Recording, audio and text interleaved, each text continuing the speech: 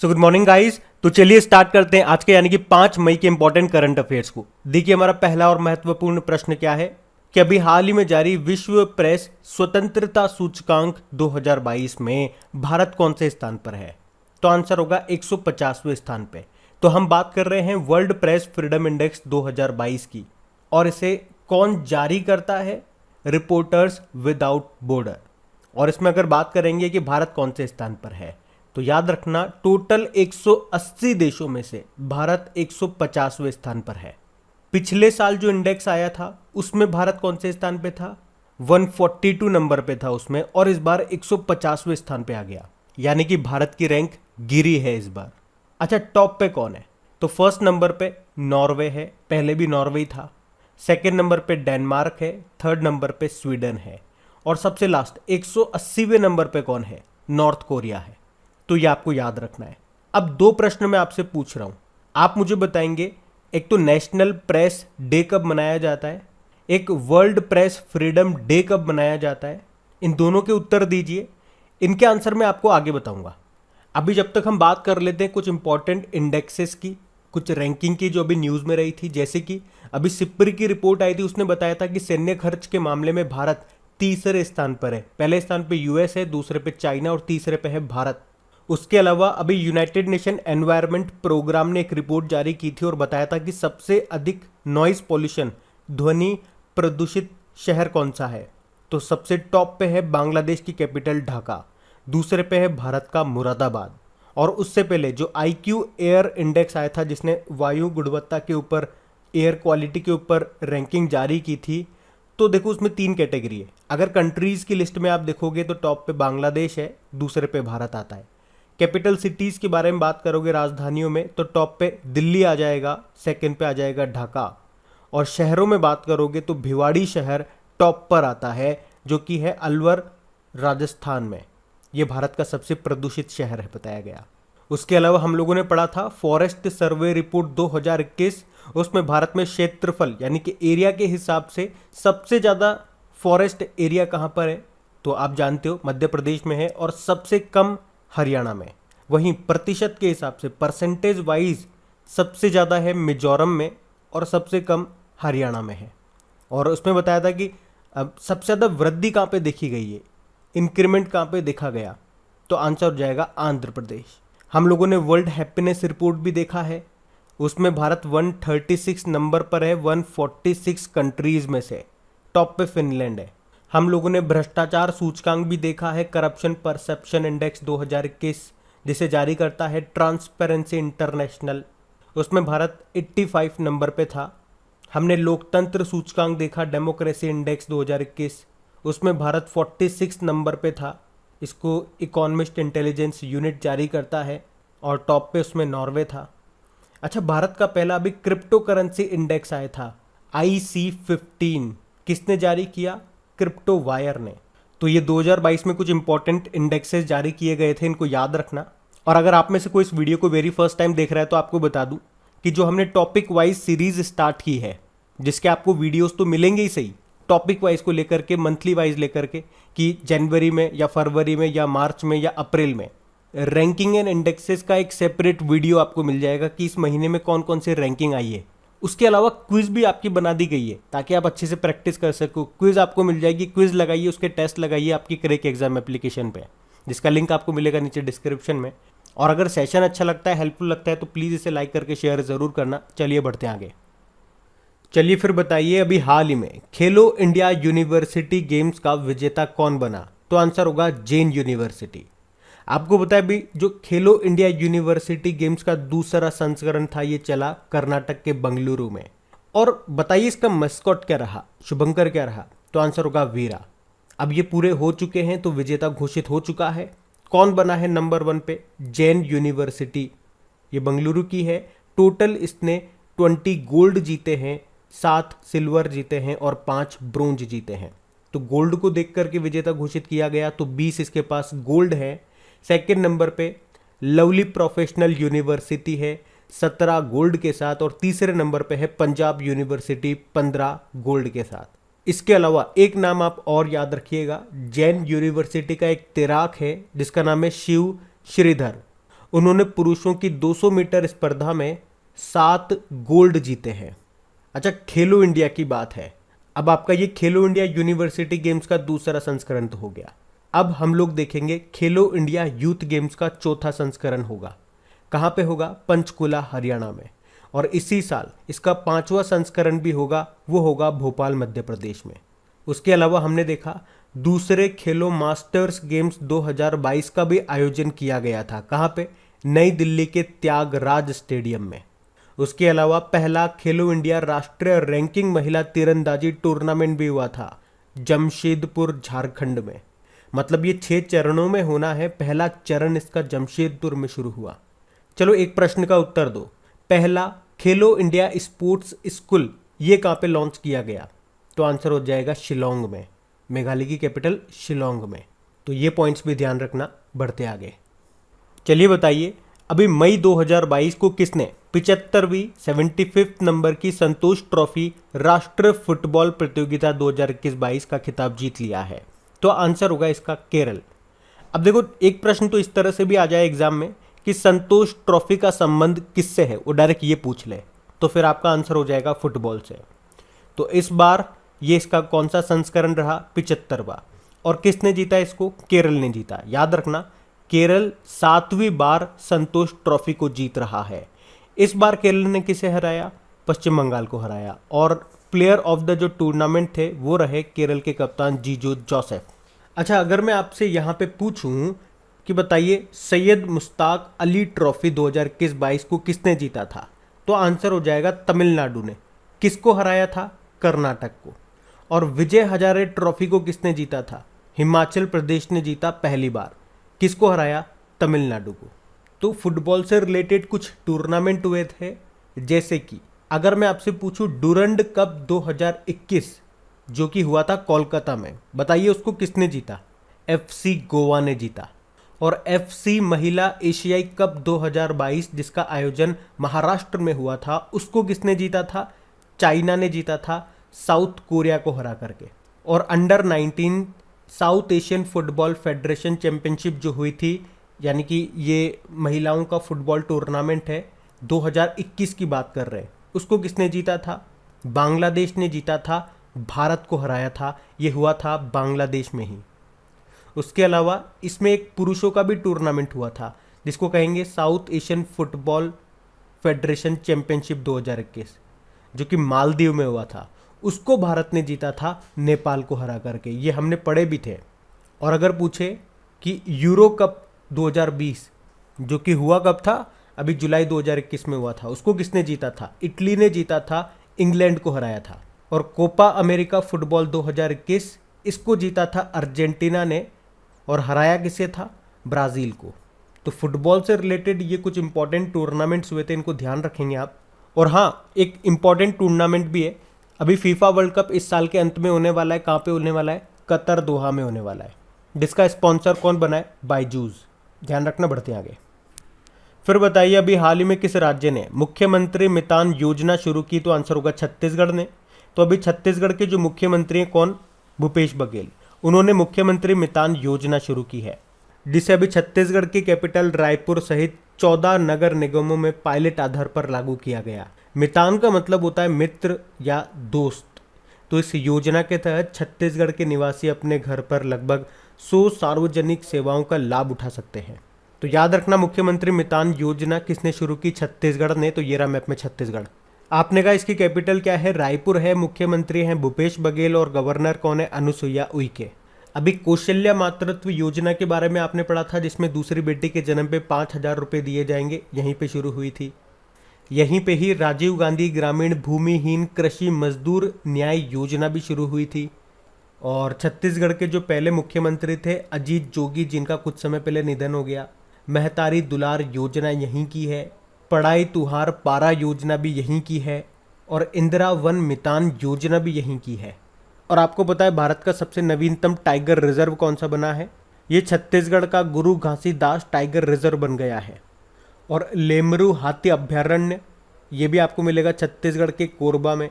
और पंडवानी नृत्य काफ़ी इंपॉर्टेंट है यहाँ का, ये याद रखना। और इसकी पहली महिला कलाकार हैं तीजन बाई। और यहीं पे ही हरेली त्योहार मनाया जाता है और इसी से संबंधित आपको याद होगा हरेला उत्सव, ये मनाया जाता है उत्तराखंड में। तो ये याद रखेंगे आप, बढ़ते आगे। अच्छा चलिए बताइए, अभी हाल ही में दुनिया का पहला टैक्सी फ्लाइंग एयरपोर्ट जिसको नाम दिया गया अर्बन एयर वन वर्टीपोर्ट, ये कहाँ पे बनाया गया? तो आंसर होगा इंग्लैंड में। तो ये दुनिया का पहला एयरपोर्ट है जहाँ से उड़ान भरेंगी फ्लाइंग कार्स या फिर फ्लाइंग टैक्सीज, और इस एयरपोर्ट को क्या नाम दिया गया? वर्टीपोर्ट इसे नाम दिया गया। और इसे एक भारतीय मूल के बिजनेसमैन ने fire of the starting gun की तर्ज पर बनाया है। तो जिस तरह से कारों के लिए सड़कें हैं, ट्रेनों के लिए पटरियां हैं, प्लेन के लिए एयरपोर्ट हैं, तो उसी तरह से फ्लाइंग कार्स या फ्लाइंग टैक्सीज के लिए ये वर्टीपोर्ट होंगे। अब इसे वर्टीपोर्ट नाम क्यों दिया गया? क्योंकि देखो यहाँ पे कोई रनवे नहीं है, तो जो भी फ्लाइंग कार आएगी या उड़ेगी वो वर्टिकल, यानी कि ऊपर से नीचे आएगी, नीचे से सीधे ऊपर जाएगी। तो वर्टिकल वो आएगी और जाएगी, इसीलिए इसको नाम दिया गया वर्टीपोर्ट। तो याद रखो आप, तो सिंपल सा, दुनिया का पहला taxi flying airport urban air one vertiport, जिसको नाम दिया गया, कहाँ पे बनाया गया? इंग्लैंड में। अच्छा, इससे भी एक इंपॉर्टेंट क्वेश्चन मैं आप लोगों से पूछता हूँ, बताओ अभी स्वदेशी नेविगेशन प्रणाली है जिसका नाम है गगन, इसका उपयोग करके विमान की लैंडिंग कराने वाली देश की पहली एयरलाइन अभी कौन सी बनी है? तो आंसर होगा इंडिगो एयरलाइन। ये प्रश्न याद रखना आएगा एग्जाम में।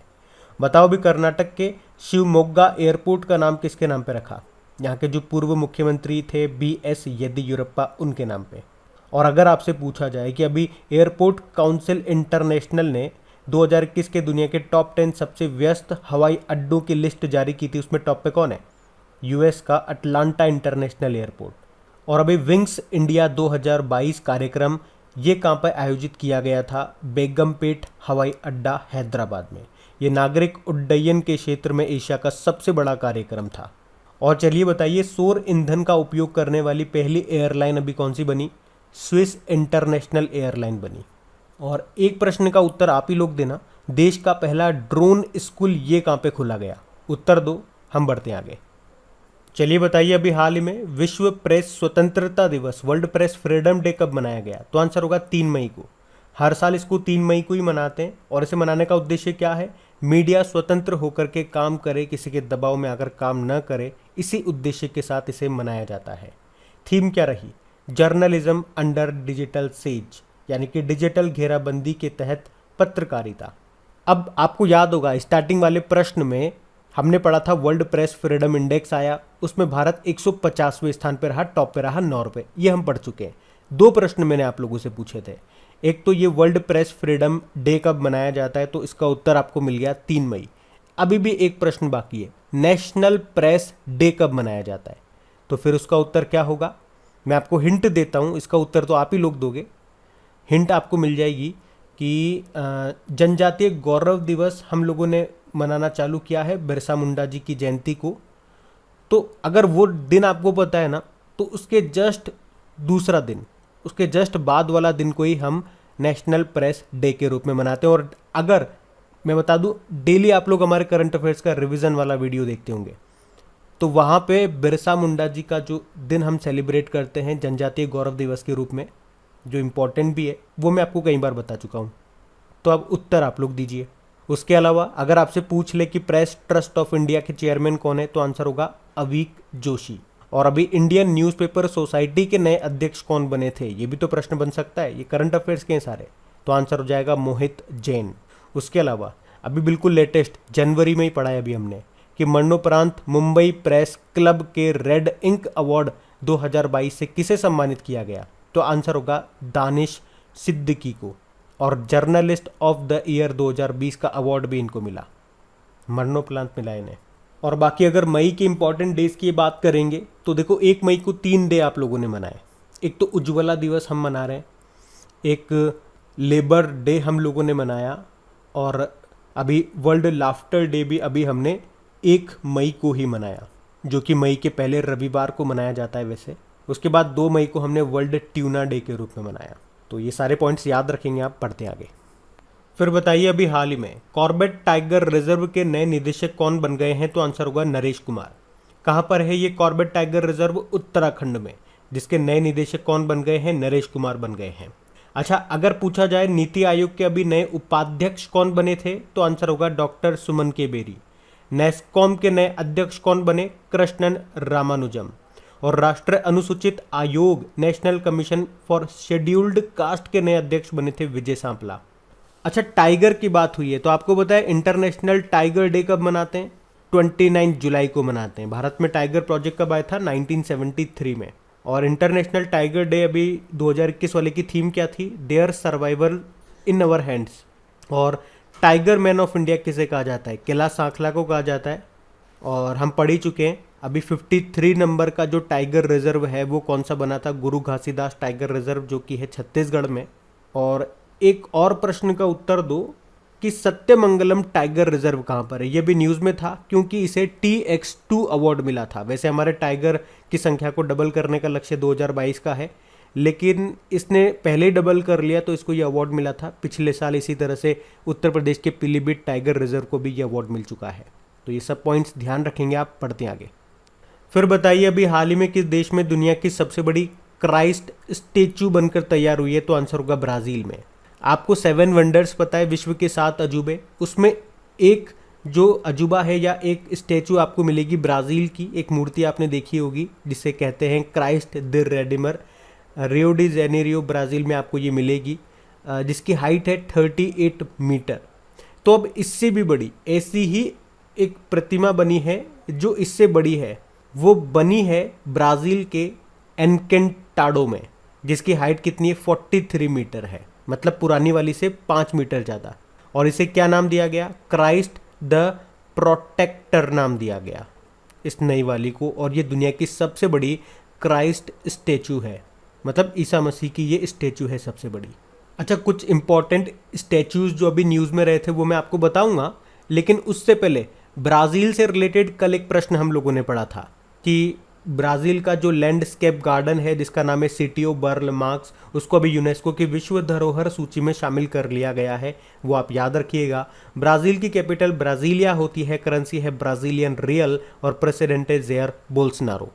चलो, तो पहले तो ये बताओ आप, अभी प्रधानमंत्री नरेंद्र मोदी जी ने भगवान हनुमान जी की स्टेचू मूर्ति इसे कहाँ पे स्थापित किया या कहाँ पे उद्घाटन किया इसका, तो आंसर हो जाएगा गुजरात के मोरबी में, और इसकी ऊंचाई है 108 फीट। उसके अलावा स्टैच्यू ऑफ नॉलेज हमने पढ़ा था, डॉक्टर भीमराव अंबेडकर जी की स्टेचू है। इसका उद्घाटन कहाँ पे किया गया या कहाँ पे स्थापित किया गया, तो महाराष्ट्र के लातूर में, 70 फीट ऊंची है ये। और भगवान बुद्ध की लेटी हुई शयन मुद्रा में सबसे लंबी प्रतिमा लगभग 100 फीट लंबी है, कहाँ पे बन रही है, बोधगया बिहार में, और इसके मूर्तिकार है Mintu Paul. Statue of equality तो आप सभी जानते हैं, हैदराबाद में है, संत रामानुजाचार्य जी की है, 216 फीट ऊंची है। और ये बैठी हुई मुद्रा में है, तो आप कह सकते हो बैठी हुई मुद्रा में दूसरी सबसे ऊंची मूर्ति है ये। बाकी स्टेचू ऑफ पीस राजस्थान के पाली में बनी है, आचार्य विजय वल्लभ जी की है, 151 इंच की ये अष्ट धातु से बनी मूर्ति है। और स्टेच्यू ऑफ यूनिटी, सबसे पहले इसी के बारे में तो हमने पढ़ा था, सरदार पटेल जी की है, ये केवड़िया गुजरात में आपको मिलेगी। नर्मदा नदी के किनारे साधु बेट द्वीप पर स्थित है, ये दुनिया की सबसे ऊंची 182 मीटर इसकी हाइट है। और इसके वास्तुकार का नाम पूछा जा चुका है एग्जाम में, राम वी सुतार है। तो ये सारे पॉइंट्स ध्यान रखना, बढ़ते हैं आगे। चलिए बताइए अभी हाल ही में किस राज्य में पूर्वोत्तर भारत की पहली गाय एम्बुलेंस सेवा शुरू की गई, तो आंसर होगा असम में। तो अभी असम के डिब्रूगढ़ जिले में बीमार और घायल गायों के लिए एक एम्बुलेंस सेवा का उद्घाटन किया गया है, और ये पूरे पूर्वोत्तर में पहली गाय एम्बुलेंस सेवा है। इस एम्बुलेंस को कहाँ से लाया गया, अहमदाबाद से लाया गया। अच्छा, असम के बारे में तो हम कई बार चर्चा कर चुके हैं, अभी कुछ इंपॉर्टेंट क्वेश्चन मैं आप लोगों से पूछ रहा हूँ करंट अफेयर्स के, उनके उत्तर देना आप लोग। चलो, पहला प्रश्न तो यही बताओ, विश्व पशु चिकित्सा दिवस कब मनाया जाता है। ये अभी अप्रैल में ही मनाया हम लोगों ने, इसका उत्तर आप ही लोग देंगे। और अगर आपसे पूछा जाए कि भारत का पहला सरकार के द्वारा संचालित पशु एम्बुलेंस नेटवर्क स्थापित किया था किस राज्य ने, तो आंसर होगा आंध्र प्रदेश ने। और बताओ, देश का पहला एनिमल वॉर मेमोरियल ये कहाँ पे खोला जाएगा, तो आंसर होगा मेरठ में। और इसी तरह से याद होगा, कर्नाटक ने बेंगलुरु में अपनी तरह का पहला पशु वॉर रूम शुरू किया था। चलो बताओ, अभी किस ऑर्गेनाइजेशन ने दुनिया का पहला वाइल्ड लाइफ कंजर्वेशन बॉन्ड, वन्य जीव संरक्षण बॉन्ड जारी किया, तो आंसर हो जाएगा वर्ल्ड बैंक ने। और एक और प्रश्न का उत्तर देंगे आप लोग, आपके लिए होमवर्क प्रश्न है ये कि वन्य जीवों को कानूनी अधिकार देने वाला पहला देश अभी कौन सा बना, बताओ। हम बढ़ते आगे। फिर बताइए अभी देश का 100वां यूनिकॉर्न कौन सा बन गया है, तो आंसर होगा नियो बैंक ओपन। आगे बढ़े उससे पहले अगर आपको नहीं पता तो ये क्लियर कर लो कि यूनिकॉर्न किसे कहते हैं। तो किसी भी एक कंपनी को जिसका मार्केट कैप अगर $1 अरब से ज़्यादा हो जाता है तो आप उसे यूनिकॉर्न कंपनी कहोगे। तो ये वित्तीय प्रौद्योगिकी स्टार्टअप है ओपन, जिसका अभी मूल्यांकन $1 अरब को पार कर गया और इसी के साथ ये देश की 100वीं यूनिकॉर्न कंपनी बन गई है। तो इसका नाम याद रखना है। अच्छा, अगर आपके माइंड में आ ही रहा होगा कि अगर ये 100वीं है तो पहली कौन सी थी, तो पहली एक मोबाइल एडवर्टाइजिंग प्लेटफॉर्म था जिसका नाम था इनमोबी। वो भारत का पहला यूनिकॉर्न था। वो कब बना था, 2011 में। और आपको याद होगा कुछ समय पहले एक लिस्ट आई थी जिसमें बताया गया था कि भारत यूके को पछाड़ करके यूनिकॉर्न, नंबर ऑफ यूनिकॉर्न के मामले में दुनिया में तीसरा देश बन गया है। पहले पे यूएस है, दूसरे पे चाइना, तीसरे पे भारत आ गया। चलो एक और प्रश्न का उत्तर दो कि भारत का पहला स्पोर्ट यूनिकॉर्न कौन सा बन गया, तो आंसर हो जाएगा चेन्नई सुपर किंग। याद रखना, ये पॉइंट्स भी बढ़ते आगे। अच्छा बताइए, मई 2022 में राष्ट्रीय स्तर पर स्वास्थ्य शिखर सम्मेलन का आयोजन ये कहाँ पे किया जाएगा, तो आंसर होगा गुजरात में। तो ये स्वास्थ्य शिखर सम्मेलन होगा अभी 5 मई को शुरू, जो कि 7 मई तक चलेगा। इसकी अध्यक्षता कौन करने हैं, हमारे जो हेल्थ मिनिस्टर है मनसुख मांडविया। तो कहाँ पे होगा ये, गुजरात में। और गुजरात में भी कहाँ पे, केवड़िया में। इसके आयोजन का उद्देश्य क्या है कि एक दूसरे राज्यों के साथ कोविड-19 के खिलाफ लड़ाई के असरदार अभ्यासों को आपस में साझा करना। और देखो गुजरात को हम कई बार देख चुके हैं, तो आज वीडियो थोड़ा सा लेंदी हो रहा है, तो आज हम बात करते हैं डायरेक्ट कल के वीडियो में पूछे गए प्रश्न के उत्तर की। तो कल के वीडियो में आपसे क्या पूछा गया था कि जीन बैंक परियोजना स्थापित करने वाला पहला भारतीय राज्य कौन सा बना, तो आंसर होगा महाराष्ट्र। आप सभी ने प्रश्न का बिल्कुल सही उत्तर दिया है। और गाइज प्लीज़, अगर सेशन अच्छा लगा है, हेल्पफुल लगा है, तो प्लीज़ इसे लाइक करके अपने दोस्तों के साथ में शेयर ज़रूर कीजिएगा। जो भी आपका स्टडी ग्रुप हो गया व्हाट्सअप या फेसबुक, तो एक बार वीडियो के लिंक को शेयर ज़रूर कर देना। और इनका क्विज बना करके आपके क्रैक एग्जाम एप्लीकेशन पे अपलोड कर दिया गया, वहीं पे आपको इसकी PDF पे मिल जाएगी। उसका लिंक आपको मिलेगा नीचे डिस्क्रिप्शन में। टेलीग्राम का लिंक भी नीचे डिस्क्रिप्शन में मिल जाएगा। अब ये रहा आज का आपका होमवर्क प्रश्न।